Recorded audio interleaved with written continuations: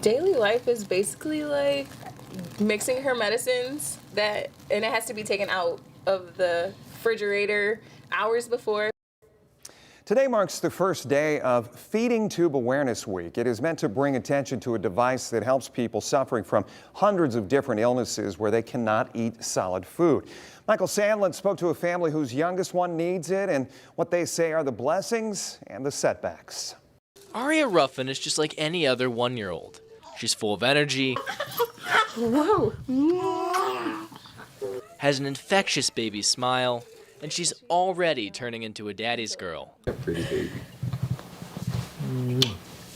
But there's one major difference. She has short bowel syndrome, or short gut.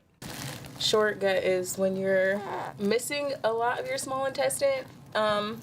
Like she only has 2 centimeters left. Before Ariya was born, an obstruction was seen in her bowels, and immediately after her birth, a large portion of her intestines had to be removed. Since then, Ariya hasn't had a single bite of solid food, so instead, she relies on a feeding tube. She gets 3 mLs through her feeding tube an hour.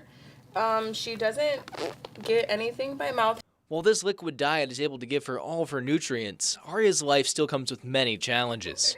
Her mobility is limited by the very thing that keeps her alive, and it doesn't do anything to help with the side effects of short gut. In fact, Ariya spent her first birthday in the hospital. It's been rough. It's been real rough. It's ups and downs. She's a fighter, so sometimes you can't even tell that something's wrong with her because she's always smiling or she just relaxed, like even when she's, Super sick. Yeah, super sick. But without the feeding tube, Dr. Holly Bryan with Toledo's NICU says it's likely baby Ariya wouldn't still be here. Really, it is a life-saving technology that allows us to be able to have people who would not be able to take in enough nutrition, be able to not only survive, but be able to thrive.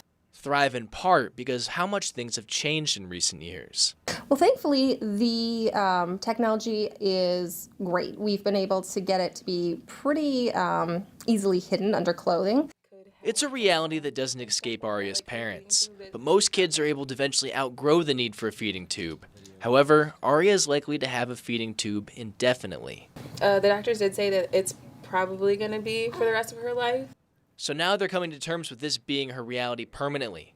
And while Ariya's parents say it might slightly slow her down compared to other kids her age, they believe the family environment they've created will make sure she's never left behind. With her siblings being able to help and being older than her, that is going to kind of speed up that process for her because she actually has other kids around, so she's going to want to try things and do things on her own anyway. For WTOL 11, I'm Michael Sandlin. And we did want to add to this story a little bit. A clinic in Boston says it is possible for her to get a bowel transplant, but it would require an examination, a second opinion, and the proper organs before that could happen. To help out with expenses, the family has set up a GoFundMe page. You can find a link to that on our website, WTOL.com.